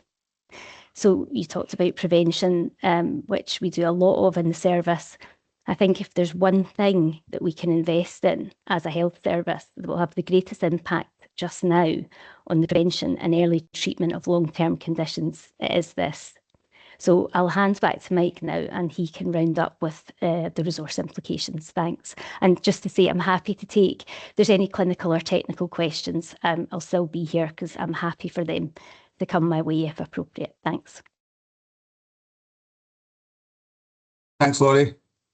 So just to pick up on the resource implications, one of the key messages, I suppose, in this paper is that there is no specific funding for this, and nor is there normally any specific funding for changes in prescribed drugs in the community. So the additional staffing and drugs costs will fall. Well, the staffing costs will be shared on an MRAC basis, and we'll review that on an annual basis, and the drugs costs will fall to the individual health and social care or the individual IJBs where the patients reside. In terms of what do we do about that, so my colleagues and I are looking at potential ways in which we can try to offset some of these costs, whether it's using some uplift or whether it's looking at other ways in which we can do that. There is the dietetic service has made a bid to Innovate UK, which we are waiting to hear back from around some funding which would pay for the staffing costs for the first 3 years of this. So we have tried to mitigate those costs through that avenue. It's important to note that these costs are in our financial plan, or are in NHS Lothian's financial plan, and therefore are a bit of the financial plan. So we have recognised them at this point in time. So they form part of the additional costs and that we are looking at in terms of our financial plan. So jump into the paper itself. The tables at paragraph 311 and 312 set out the expected staff costs and the potential prescribing costs. The recurring staff costs are less the recurring staffing costs. I'll get this out in a minute. The recurring staffing costs are less than they are in year one, because there is some specialist input into the first year to get things up and running, and thereafter that specialist input isn't needed. So that's why the costs are slightly less going forward. And the drugs costs, just to note, are based on the worst, sort of what I would call the worst case scenario, where all eligible patients require the maximum dose, and that may well not be the case. Paragraph 313, you will note, points out that there's 2,600 potential patients across Lothian. So ensuring that we develop the right pathway, that we've got the right governance, we've got the right delivery model, and we've got the right activity monitoring will be vital to help us understand and manage the implications of this going forward. And we will return to the IJB with a full evaluation of the clinical input, the demand trajectory and the affordability before any decision is made on further or wider implementation. So there will be a follow-up report on this once we've gone through the pilot and we've assessed everything, and we've got some good data and information, and we've learned from that. All this detail is in the attached report, Appendix 1, which is the full report, but happy to take any questions. Thanks, Mike, and thanks, Laurie. This is an important paper and an important issue, so let's give it due consideration. So I'm going to take Tricia first, and then Elizabeth, and then John. Trish? Thank you. I'm very of this, although very, very mindful of the potentially enormous costs. I'm always interested, having attended Kate Thornback's talk before about integrated impact assessment. We always talk about no negative impact. I would have thought that there's actually quite a positive impact of this, that this will potentially be very helpful for some of the more disadvantaged groups in our population. So I'd have thought that this is actually a very positive thing. And I'm not sure whether the integrated impact assessment ever comes up with a, yeah, this is great, but I'd have thought that actually this is a very positive impact in terms of disadvantaged people, population health, prevention. So I think I'm very supportive of this. Thank you very much. Thanks, Trish. Mike and Laurie, it might be better just to, there's quite a lot of questions, so I'll let people get their points over, and then you can come back to it at the end. Elizabeth? Thanks. I'm also very supportive of this. I think the sort of preventative benefits of this have the ability to change lives. So yeah, I do support it. I just had one question. It was about in the report that's attached, in the risk section, it mentions the risk that beyond the 6 months, the primary care are unable to continue prescribing, referencing the shared care arrangements. And earlier on in the report, there's a reference to the fact that the GP's I assume that means subcommittee, don't support the implementation of the shared care agreements. So I just wondered, is that something that will need to be dealt with by NHS Lothian, or is that a Scottish Government issue? Thanks. We can answer that, Mike and Laurie, and we'll come back to that. John next. Yeah, no, also supportive. I think this is something where the public will be expecting probably more than we as a service can deliver. You know, you mentioned that in terms of the demand clearly, and I think, you know, I hadn't, maybe some of this is in the report. Obviously, it's a small group population that is even eligible here. Was it 38 BMI and comorbidity, etc. So, you know, I guess it's, you know, we feel, I'm going to say we sort of feel behind the curve, but we're sort of behind the ball here a little bit, aren't we, as a service? I think that's what it feels like to me. And so my question here is really a kind of how have we ended up in this, not how we ended up, but is this something which is happening across Scotland? I couldn't see it in the paper. Is this all local NHS boards doing this? How are we going to scale this up? You know, so maybe it's building on that question for Elizabeth. I wasn't sure. There's comments in here about what happens in 12-month time. Do we have the resources to be able to scale this up? You know, is it? And that's, sorry, it's also clinical, but I'm not, you know, I'm not medically trained. Is this, you know, you're saying it's very effective as a drug, and in the public domain, it's seen as a very effective drug. Is it pilot kind of saying, well, hang on, we're not sure if it is actually effective, or is it the more, we're not sure if it's clinically safe and what the consequences are? So, and I'm not sure if that piece of it can be done over a 6-month or 12-month period. Surely that's longer term effects of these drugs. So I'm kind of interested in kind of what are we trying to get out of doing a pilot.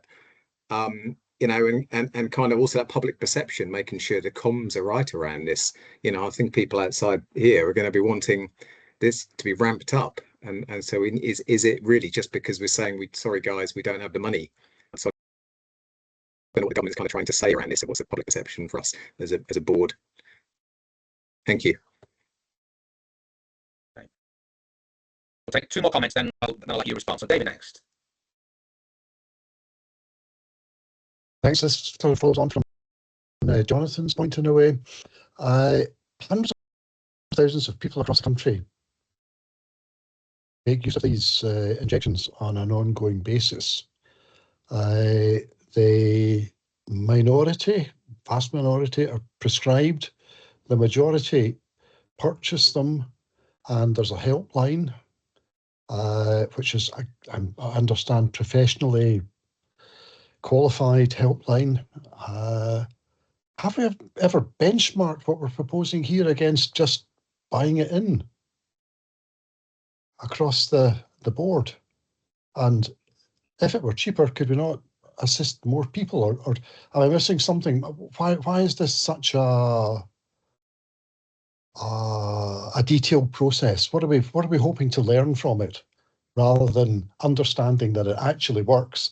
Lots of people use it. It's predominantly deemed to be safe to use. People can get advice over telephone helplines.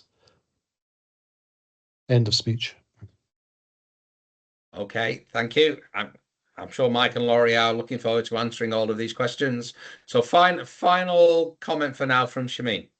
Yeah, no, thanks, Laurie and Mike, for the paper, because it was presented at the SPG. It was just at the SPG, Laurie, you'd mentioned the Innovate UK bid, because I when we were looking at it, I was quite keen, because it's clear here that the Scottish are saying there's no money for this, and there'll be huge public expectation to be able to access this. So any additional resource that we're able to access is always a good thing. I just wondered if there was any update on that bid, and any other ways different ways that this could potentially be funded. And just, I suppose, to Mike will be, just as we move forward, will this place us into financial risk? Because at the strategic planning group, I know this paper says 115,000 for 26-27. The recurring costs at the SPG, the paper included it for the next few years, and every year it's an increasing cost.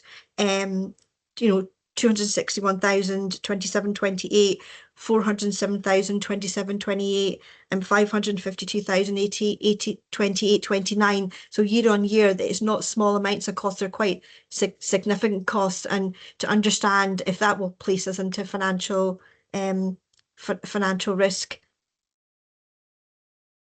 Okay, so Mike and Laurie, you've a number of questions there. I've kept a note of them. I'm sure you have. Do you want to start to weave some responses to this? Yep. Mike, do you want me to go first? Yeah, and if there's anything... Yes. Yes, please.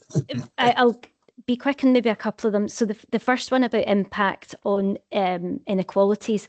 We've recently completed an EQIA with the whole service, and actually, as you'll probably be aware, obesity is a condition of deprivation.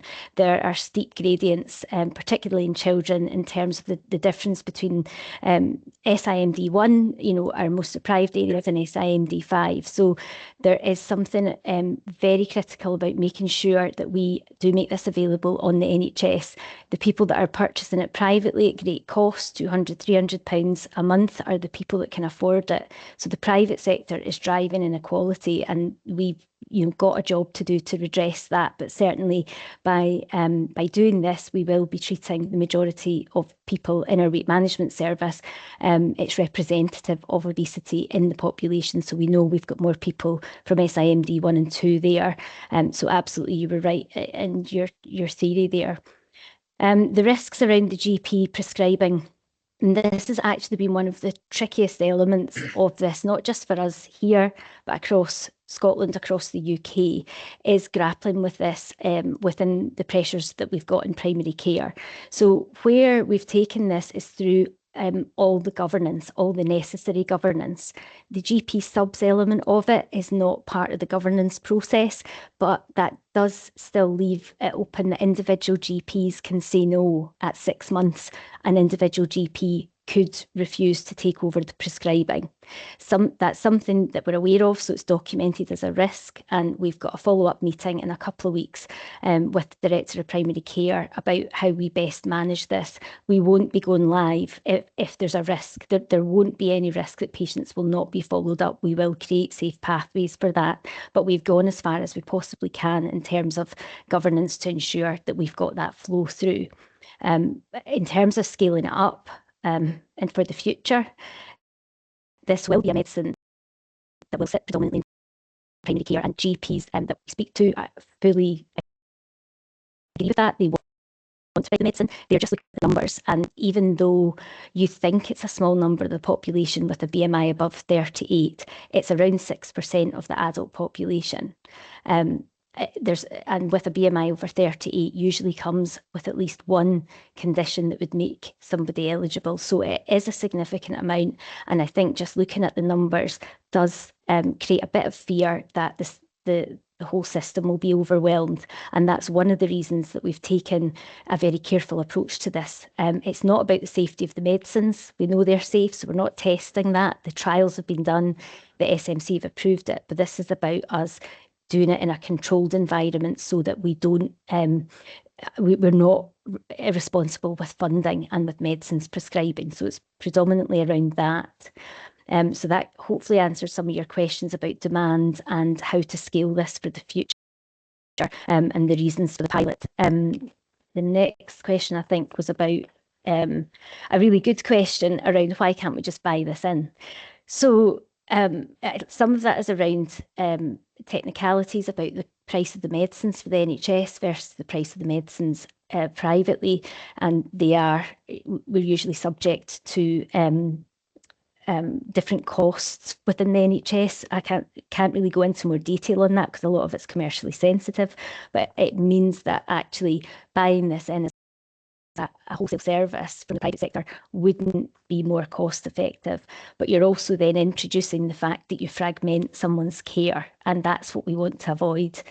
People with obesity are living with multiple conditions. We want to manage them holistically, and the thing is, if we get people to lose 20% of their body weight, they put their type 2 diabetes into remission, they lower their risk of early death from heart disease. So we're treating the whole person there, as opposed to fragmenting their care by sending them off into the private sector. And the final question is hopefully an optimistic one. The Innovate UK bid that Lothian put forward was for 7.7 million over 3 years in partnership with the British military. So it's a really exciting bid, and it would fund the resourcing for this pathway for the next 3 years. It wouldn't fund the medicines though. So the medicine spend is the main thing that we need to ensure we control from a financial perspective in terms of our responsibilities financially. But Mike may want to come in and say more about some of the finance comments, if that hopefully covers some of the more clinical and pathway ones. Thanks. Fantastic, Laurie. Thank you. That ticked all the questions that have been asked there. So, and I'll invite colleagues to come back if they want to. Mike, do you want to give a final view on finances? Yeah. Just to add to that, so Elizabeth, you were talking about the GPs and what happens with the shared care and so on. I think there are options around things like a local enhanced service for that type of delivery from a GP perspective. That probably would involve the Scottish Government because it's something that they tend to agree. So that's one. I suppose that's a potential option in that respect, where the GPs would have a locally enhanced service, and that would be a cost for that. The only other thing I wanted to pick up on was with, I think, in terms of the finances with Shameen, and I suppose what we haven't really talked about here is the benefits that this might generate. We hope will generate not only for people but for the system itself, in terms of the one that springs to mind for me is, bariatric surgery. Are we going to see a reduction in bariatric surgery as a result of this? There will be lots of implications for people who are waiting on operations because of their joint problems, which are related to their weight, and they may no longer need those operations. So I think part of the sort of ongoing work around this is about working, as I said earlier, with CFOs and NHS Lothian colleagues around what's some of the implications for this in terms of benefits for the health system, and to be blunt, what are the financial benefits that come out of all of this. Now they may take time to realise, they may be difficult to realise, but we need to explore those and see if that's something that can contribute to the funding. But that's just me and my opinion on those things. We haven't got into those discussions yet. We're far too early in the whole process, but it's certainly something that needs to be explored. Okay, thanks. My personal view is like other members, very supportive of this. It's the right thing to do. I do worry about the cost of this being well ahead of the benefits of this. And we have to keep a careful eye on the costs compared to the benefits. And I don't mean the costs of the dietetic service. I mean individual prescribers prescribing the drugs without going through the protocol and the shared care. And I think the whole country and half the world is worried about the costs of this being now and the benefits being in 20 years time, and there's a significant imbalance in this. So I fully support the proposals here. So let's continue this because there's prompted some more questions. So John? Well, yeah, I think this is all. I mean, I think we all know why we are here, right? In terms of this very small pilot. Let's not pretend it's otherwise. You said there. I mean, 6% means it's what, 5,000, 6,000 people in East Lothian who fit that criteria, and we're doing 500. We're not even doing. We're doing 100. Are we in 100 out of 5,000? I don't know if I've got my maths right there, but it shows a context in terms of how we're driving a two-tier health system here, and those points of Patricia and talking about disadvantaged communities. Let's not pretend that that isn't going to disadvantage those communities. That is the impact of what we're choosing to do here and choosing where to spend our money. The public, that is it's a choice that we are making as a system by not doing this and by not going further in this and allowing the private sector to, not allowing them, but those who can afford it, as we say, will continue to get, or they'll feel they have to go down that route. And even if they cannot fully afford those drugs, they will do it. And that's what happens in a market economy, right? So I don't know, I get a bit frustrated here, obviously, in terms of what a very small pilot, and I fully support it, but let's not pretend, let's not say it's something it isn't, right? And try and pretend it's something more, because it is very small and we should be doing a lot more as a system. And I think that's difficult in terms of the public understanding that is the decision making of the system, whether it's the government or us.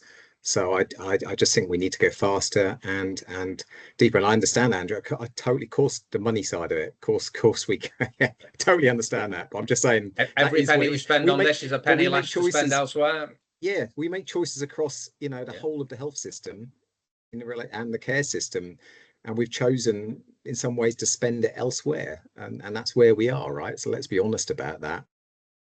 I'm not saying about any solutions to it, but anyway, I fully support us, with this pilot, but anyway, stop there. Thanks, John. Trish? Yeah, another vote for, in a way, why are we not doing more and faster? Because this is, as you say, the right thing to do.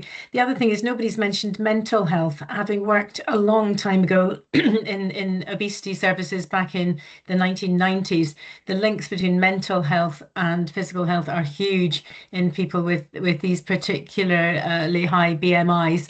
And I say, arguably, so I think what I'm putting forward is another vote in favour of it, in terms of we have huge problems with mental health across the board, but we know both from research studies but from lived experience, but seeing friends with this and also having worked in obesity services all those years ago, that this will have a positive impact for many people's mental health as well as physical health. So whether that generates a nice saving for the finance people, I I don't know, but I think this is, yeah. Are we doing enough fast enough though? So a little bit of a vote with John is this enough or should we actually go further? Thanks, Trish. Last word to Shameen on this. Yeah, no, thanks. I've kind of listened to all the comments that have been made around. I don't think it's a we. I think the government have said this drug is available and we're not going to pay for it. We want you to use it. And how do we manage that expectation? And I suppose if you look at social care, you know, how much does that support and save the NHS of social care packages? If you can afford social care, you can go and buy it. If you can't afford it, then you have to be on the waiting list. So, you know, there's lots of other areas that fall into those the same categories. I think I can see the direction that we're going in. I think that comment that was made around that you know, this has always been the case with drugs, that, you know, they're never funded. That doesn't mean that it's right. I would like for us to think about of having some level of correspondence or something to outline that actually we recognise this drug is on the market. The Scottish Government have said, you know, it's making it available. We know it'll make a big difference, but we saw the Audit Scotland report just yesterday that's come out of the financial crisis that IJBs are in, that there's got to be some level of recognition that if you're going to keep putting these medicines on these lists, then you have to start looking at providing funding them, especially, you know, we absolutely recognise Laura, what you say, if you can afford it, you'll get it. But in some of our deprived areas, if you can't afford it, so even ensuring that actually we want to make sure we're targeting these resources that into some of our most deprived areas, in some of this prescribing. I would like something around that. I don't know what's the best way of doing that, Andrew, but just to say, look, we are really concerned about the cost of this and the ongoing cost. And from hearing what everybody said, it will make a big difference, but that just means other choices. So if that uplift might be used to cover the underspend, that means we're making a choice that we're not covering some of those social care packages, we're not covering the overspend in learning disabilities, where we know that's hugely preventative work supporting people into their local communities. I just want something to recognise the concerns that we have around finance and the drug not being paid for. Absolutely agree. Absolutely agree, Shameen. I think probably the best way, and I'll look to Laurie and Mike, is that if we adopt a pan-Lothian approach on this, and I think this is the second of the 4 IJBs, the weight of that message from the 4 IJBs will be stronger than the individual. I don't think we should not do it individually. Let's complete the loop.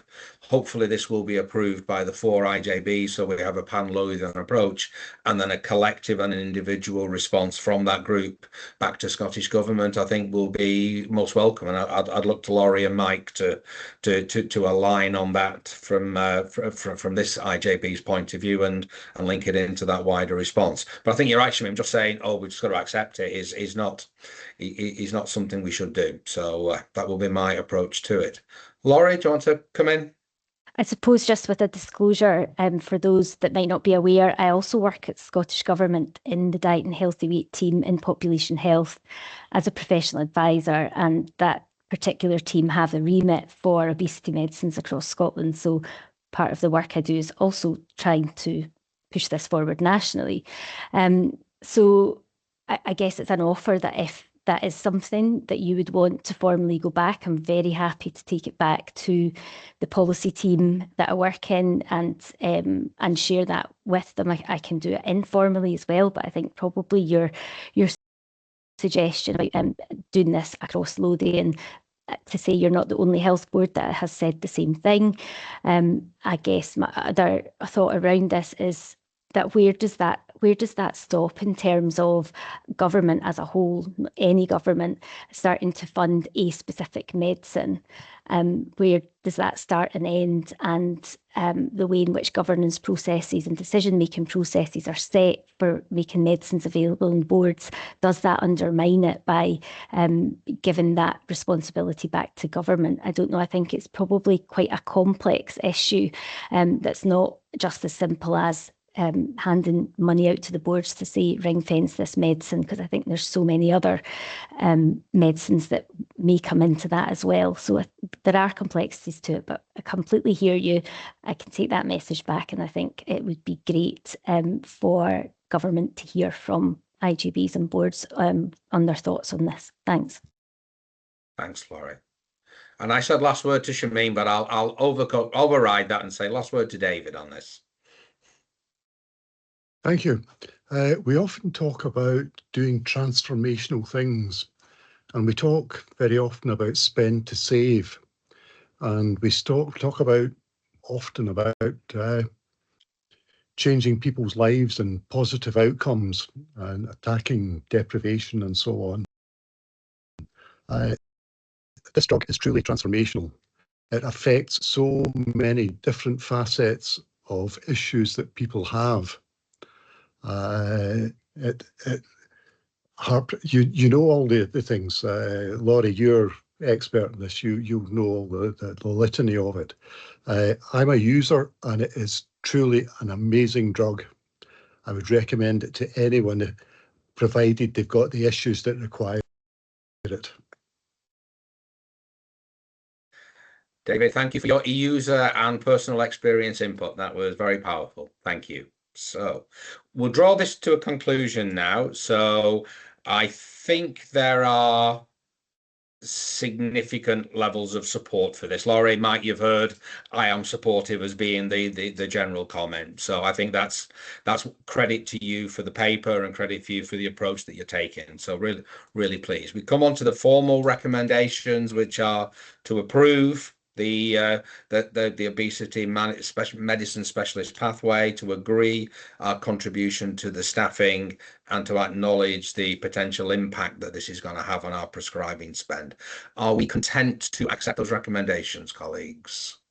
I'm seeing lots of thumbs up and nods, and can I just thank everyone for the quality of the debate and the conversation that we've had there. I'm sure that will help Laurie and Mike and other officers in terms of how we manage this very complex issue going forward. So thank you, everyone. It's a good outcome there. Thank you. We have two final agenda items. I think they're relatively brief. Number 10 is to note the reappointment of the IJB lead voting member for NHS Lothian, which is me, but it's a paper to note. So we'll take it there unless there are strong objections to the noting of that paper. I'm not seeing any, so we move on swiftly. The final one is the date of our next round of IJB meetings, development sessions, audit and risk. I've had a look at it. I know Elizabeth, as chair of audit and risk, has had looked at those dates. I think it's a set of dates that there is largely agreement around. So I think we accept it in the knowledge that people have holidays and commitments and other things as well. But we have another year's worth of programs of activities to feed into our diaries. And I'm assuming now that once we approve this, the diary invites and the formal process will begin on that. So unless there's any particular comments on that. I'm not seeing any hands, so 3 minutes over, 3 minutes past 4, a long meeting, some really positive and good conversations here, and I look forward to our next meeting, which is on the 26th of March. Thank you, everyone. Really appreciate the input today. It's been really good. Thank you. Yeah, thanks, everyone. Thank you.